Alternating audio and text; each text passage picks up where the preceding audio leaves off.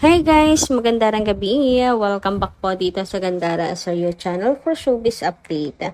Nandito na naman nga po akong muli nagbabalik. Ang nagmamaganda ninyo kachismosang Kim Pao, wala na pong iba. Ang lokareta si Gandara upang maghatid sa inyo ng latest update and fresh happenings patungkol kina Kim Chiu and Paolo Avellino. And para nga sa gabing ito, ang tatalakayin naman po natin at pag-uusapan ay may kinalaman dito sa pag-rescue ni Angelica, ni Bestie, Ma'am Shi Angge, kay Kimi. And salamat naman po at nagsalita na siya to Stan Kim at para na rin sa mga bashers. Pero bago po ang lahat ng yan, sa mga hindi pa nakaka-subscribe sa ating channel, maaari lamang na pindutin po ninyo yung subscribe button at notification bell na nariyan sa baba upang kayo ay maging updated at pa-notify tuwing may bago tayong chika at balita hinggil sa Kim Pao.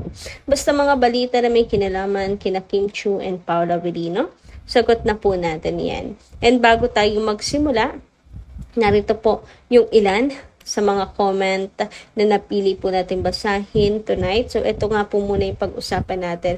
Mga reaksyon ng ating taga-subaybay. So, pag-usapan natin, una nating pag-usapan ang komento ni Ma'am Norma Dayag.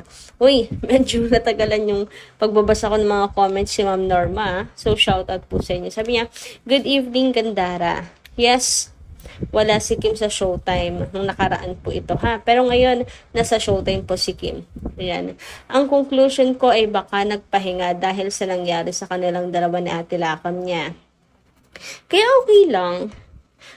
Basta magkasama parate sila.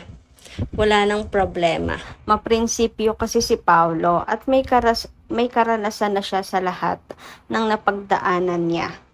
Kaya Kimi ay nakikinig lang si Kim sa kanya. Sana'y lahat ng mga nangyari kay Kim, sana'y ito na lang yon. Palit doon sa nangyaring ambush sa kanya. Ay ito lang palit kaysa buhay ang nawala. Kaya Kim, kung ano man ang kahihinatnan ng kaso niyong dalawa ni Ate Lakam, Diyos na lang ang bahala sa kanilang dalawa. Pray over na lang natin ang mga Kim Pao fans na malagpasan niya lahat ng pagsubok na ito na dumating sa buhay niya. God bless Kim Pao in all their works. So, ayan nga. Pagpasalamat na nga lang din po siguro na yung mga pagsubok dito kay Kim Chiu ay nalagpasan niya. Kagaya yung sa car, hindi pa naman itong sa kanilang dalawa natin lakang, pero sa car accident, matuturing natin isa talaga yan sa malaking pagsubok. Sa buhay ni Kim, grabe, biruin niya yun, di ba? Para siyang, nakikipaglaban kay kamatayan nun, na walang kalaban-laban kung tutuusin.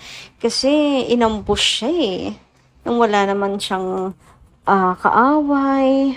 And hanggang ngayon, hindi malinaw kung ano yung reason, hindi malinaw kung sino, kung natukoy, ano yung anggulo, pinagmulan or hinayaan na lang ni Kim yung kaso. Baka ngayon maungkat, mapaisip kung anong talaga, connection. But anyway, ayun nga, at least hindi daw po buhay ang kinuha. At least, kumbaga meron pa ring maganda sa mga pangyayari. Ang hirap isipin noon, pero, ayun, pagpasalamat na nandyan pa din. Kaya, Paulo, talagang marami ang umaasa sa iyo ngayon na hindi mo iiwan si Kim kasi isa ka sa mga taong talagang masasabi namin na naging nandyan sa tabi ni Kim and hope hindi ikaw hindi ikaw ang maging rason sa anuman pong sunod at sana wala na ng heartbreak ni Kim. Wag naman sana, no? Anyway, sabi naman dito ni Ma'am Nenita, hoy, mga bashers, hindi kulto ang Kim Paulandia dahil mga God-fearing sila. Hindi sila hilig mag-evil eye sa mga tao. Hindi sila nagdirulo dahil Kim Pao is real. Hindi kayo mga bulag. Ang pagsama ni Kim and Paolo sa Manpono dahil may relasyon sila. Hindi baliw si Kim na sumama ng private place kay Pao in 3 days kung walang sila. Ang galing nyo magbulag-bulagan sa katotohanan para makapera lang kayo. So, ayan, alam nyo, nakakagigil din ang sasabing kulto. Kulto daw ang mga Kim Pao fans. Dumali na naman daw ang mga kulto. Kung sa bagay, wala naman kasi silang mababato na sa atin. Wala naman silang masasabing ibang masama dahil wala naman tayong tinatapakan din na ibang tao. And kung meron man, iilan lang siguro na Kim Pao fans yun. But mga lang yun, mga toxic na iilang peraso lang naman. And hindi nila maaring lahatin ang Kim Pao fans na katulad natin, katulad ko na hindi ko naman tinotolerate. But anyway, ayun nga. Sa mga bashers dyan, na actually ginagamit lang talaga sila Kim and Paolo. Kung totoo sila, wala silang pakailam kina Kim, kay Paolo, at kung sino man. Ginagamit lang nila talaga ang pangalan ng mga alam nilang sikat. Kung hindi naman po Kim Pao ang sikat ngayon, may gagamitin at gagamitin naman po sila na ibang pangalan eh. Kasi yan yung trabaho nila, gawain talaga nila, diba? So, Kim Pao lang kasi talagang malakas ngayon. Kaya sa Kim Pao rin po sila kumakapit. Kaya, ayun, pag-pray na lang namin yung kaluluwa nyo kasi wala na kayong makitang maganda talaga.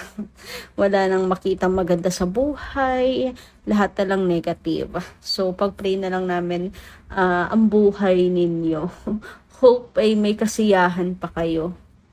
Kasi mukhang ang lungkot-lungkot ng buhay ninyo. Ika nga ni Kim, kung masaya naman ang buhay ng mga yan, di sila mag-aaksaya ng panahon to spread negativity. Samantala, ayon naman dito kay Ma'am Marlita Aurea Rodriguez, magandang gabi. Sabi niya, hello Gandara, nakakairita. Yung mga bashers na nagsasabing si Kim nakarma dahil sa ini-endorse niyang sugal. Bakit si Kim ba nagsusugal? Hindi naman. Minsan nakakairita ang mentalidad ng basher. Hoy, hindi si Kim ang nagsugal. Siya lang naman ang nawala ng malaking halaga dahil isinugal. Minsan, ang daming nagdudunong-dunungan. Palpak naman. At isa pa, wala ka namang alam sa nangyari. Feeling mo, may alam ka. Gusto mo lang atang makisawsaw. Manahimik ka na lang. So, ayun na nga. Paano makakarma si Kim? In the first place, maling-mali naman talaga sa Tilakam na gamitin ang pera ni Kim. 'Di ba? Kung pera niya, walang anuman, saan man niya gamitin yung pera niya. Pero kung pera na ni Kim, ibang usapan talaga yon. So, hindi si Kim ang malito. Hindi ko makita kung saang anggulo nagkamalito si Kim Chiu. Siya na nga itong nanakawan, siya na nga itong tinaydor ng sariling kapatid. Ang sakit nun kasi parang sinaksak ka na rin ang harap-harapan nun di ba? Kung ibang tao pa, mauunawaan mo na marami talagang mga halang ang sikmura ngayon na ang galing mambiktima, mga taong napakabait pa na walang ginawang masama sa kanila. Pero ngayon, kapatid sobrang sakit nun. Kasi hindi mo naman iisipin na magagawa yun sa'yo ng sarili mong kadugo. Sarili mo pang kapatid. Sila pa naman po yung super close sa kanilang magkakapatid, diba? Anyway, dumako naman nga tayo dito kay Angelica Panganiban, kay Ma'am Shibela, kung saan natanong nga siya tungkol sa pinagdadaanan ngayon ni Kim. And sabi nga niya, she don't want to call Kim or ayaw niyang sabihin na matapang si Kim, kaya yan ni Kim, malakas naman si Kim. Kasi alam nyo, mga taong may pinagdadaanan, abay talaga naman pong minsan, akala mo malakas sila, akala mo strong, hindi nila kailangan ng tulong, they can handle. Pero sa totoo, nag-iintay lang talaga yan ng kanilang masusumpungan, may iyakan, ng kausap, dadami sa kanila. Since wala, kasi yun ang iniisip ng mga tao, they have to They have to pretend strong. They have to pretend okay lang sila. Kaya tama si Angge talaga na ayaw niya sabihin na matapang si Kim, kaya niya yan. Well, ito na yung nakasanayan natin kasi kilala naman talaga natin si Kim as matapang, pero this time, masasabi kong tama si Angge. Naalala niyo ba yung kwento ni Kuya Kim sa kanyang mga anak? Pinalaki daw nila ang kanilang mga anak na strong. And they thought Eman is strong kasi yun yung pinapakita niya, yung strong din siya, yung looks niya, yung dating niya, pero hindi pala. Kaya iba talaga guys kapag ka sasamahan mo siya, dadamay ka sa kanya kapag may problema. Iba pa rin yung presence mo na nandyan ka sa likuran niya no matter what, 'di ba? Kaya eting ginagawa ni Anggi ngayon na andyan siya sa likod ni Kim Chiu lamang po parate. So it's rin kind of awakening at tawag dun, kind of panggising sa mga tao na guys, we have to respect. And hindi lang respeto kundi pangunawa at the same time maging considerate sa nararamdaman ng mga taong may problema. Ngayon, kay Kim sa kanila, 'di ba? Dapat maging considerate po tayo. Hindi porket strong ay kaya yan, wala yan. Malalagpasan din niya yan. Which is ang kailangan pala talaga is pag-support, maramdaman na andyan lang sila sa'yo na nakasuporta.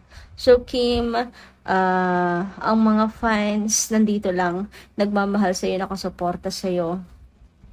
Tandaan mo na hindi ka namin iiwan. Sabi nga po dito ni isang commentor, ayan, against sister and family kasi ang hirap mag-comment o magbitaw ng salita ng isang malapit na kaibigan. Ang important ay andon ang totoo mong kaibigan. True.